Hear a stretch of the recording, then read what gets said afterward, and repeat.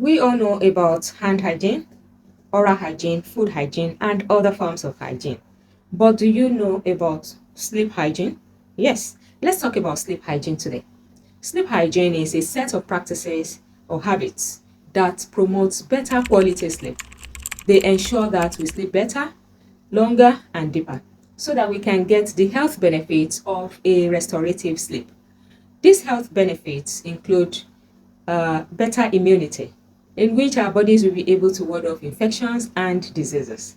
Also, we will have better mental health. We'll be able to concentrate on our tasks for the day.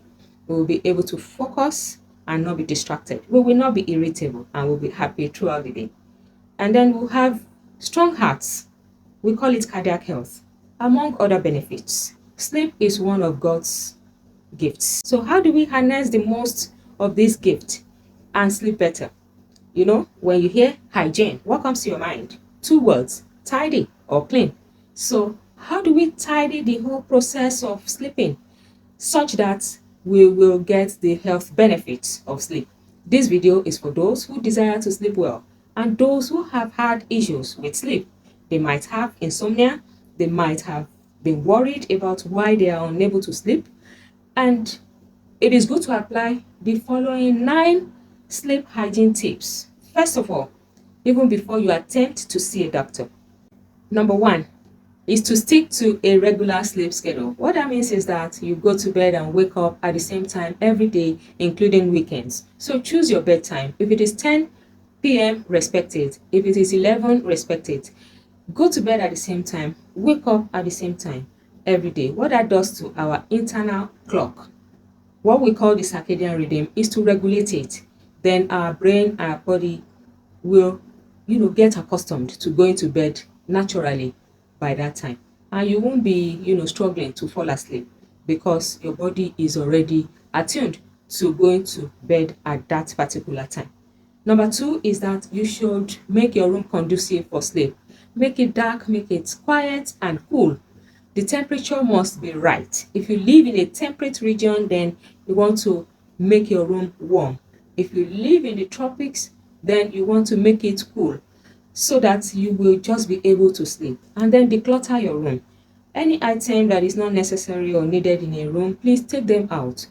Lay your bed very well, make it inviting for sleep, and help your brain to associate bed with sleep. This is the era of working from home.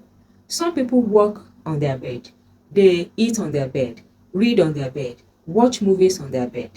This should not be. Even if you are working from home, work at a desk, eat at your table, do other things that are not sleep outside of the bed, so that when you lay on the bed, then you know that you just want to sleep. Your brain has associated that bed with sleep, and it will be easier for you to fall asleep. If your spouse wants the room lit, because there are people who want everywhere bright and yet they will sleep soundly, why not wear a sleep mask so that you can at least give your face a shade and you'll be able to sleep well? Some people clutter their beds with books, clothes, computers, their laptops and other gadgets. Can we do without that? Because you will now be competing for space on the bed.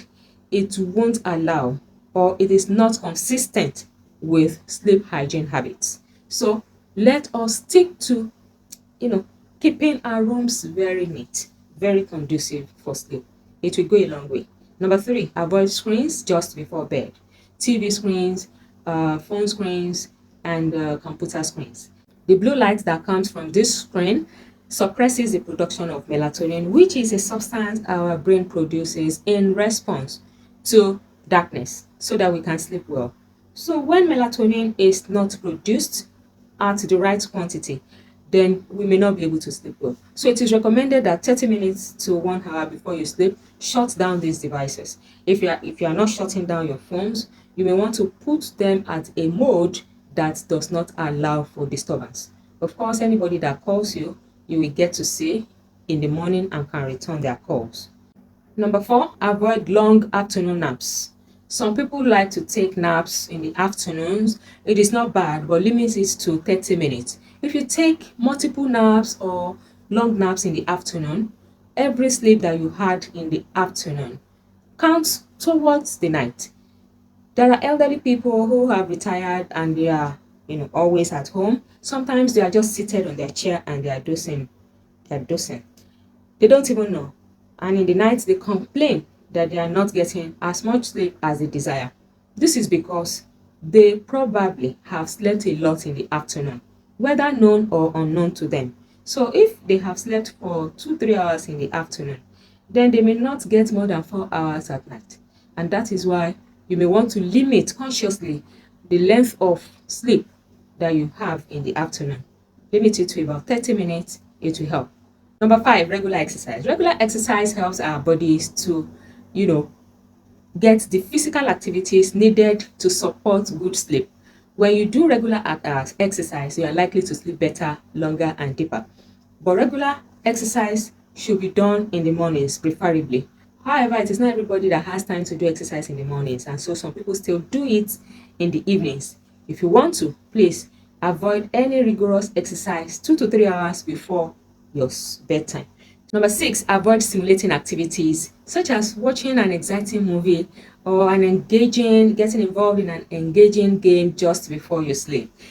After an exciting movie, we are analyzing the movie. Sometimes you are angry with some characters in the movie, you are sympathizing with some others. Sometimes you are moved to tears, because of what is just a fiction. And because they killed one another in the movie, you are affected. Yet, these people are eating together behind the scenes.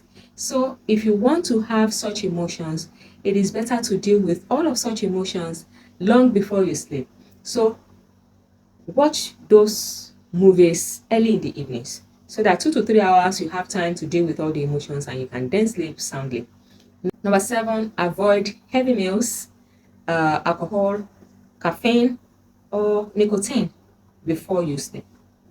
In one of my videos where I talked about how many times a person should urinate at night, I discussed some of these things. If you have not watched it, please watch it. It is a must watch for everybody. Coffee is not the only source of caffeine. You find caffeine in energy drinks, in some soft drinks, and in some medications. So ask your pharmacist if this painkiller has caffeine. Because yes, some they relieve your pain, but you are not able to sleep. So find out from your pharmacist which one contains caffeine so you can avoid them. And avoid energy drinks at night. Number eight, some people buy stressors with their money. One of these stressors that people don't think much of is social media bundles that keep you awake all night. They can only be used between 12 midnight and 5 a.m. People buy them because they are cheaper. But what if they take your sleep away? Are they still cheap? Not anymore. So it is not for you, an adult who needs to sleep well. Leave it for maybe younger adults in their 20s. But if you are 30 years and above, such social media bundles are not for you. The truth is that by the time you no longer need them, you may not even be able to regulate your internal clock back because they have destabilized or disorganized your internal clock. So you are now ready to sleep, but sleep is not coming. So it is better not to even allow such stressors in your life. I just used that as an example. There are other stressors. So look at yourself. Look at your life. What is it that might be stressing you? Psychologically, emotionally, mentally, physically. Identify them and deal with them. Take them out of the way. And I have a bedtime routine. Something that you do that calms your nerves just before you sleep. It could be like reading, not troubling news, please, but it could be the holy books. You may also want to meditate. You may want to have a warm or cold shower according to your desire or the predominant temperature of the day. All of these will have a calming effect on your nerves and you'll be able to drift to sleep easily and faster. Thanks for watching. This is Dr. Abosede Adegbite of Clinic Annex. I'm a consultant family physician. I hope you found that helpful. If you did, please give us a thumbs up. Share with everybody, all your friends and family members. And put your comments and your questions in the comment section or on the WhatsApp number showing on your screen. I'll make an attempt to answer them. I usually say it like that because sometimes I may not be able to answer everyone And that's because they get quite many at times. And if I'm not able to answer yours, please pardon me, but I'll try to answer as many as I can. Please subscribe to the channel. I need you to subscribe. We want everyone to subscribe and turn on notifications. You will do that by just clicking on the bell sign to turn on notifications. Then, do not forget that good health is great wealth. We will forever be grateful for it. I'll see you in my next video. Before then, please be sure to have applied all these sleep hygiene tips and give me feedback. See you again. Bye for now.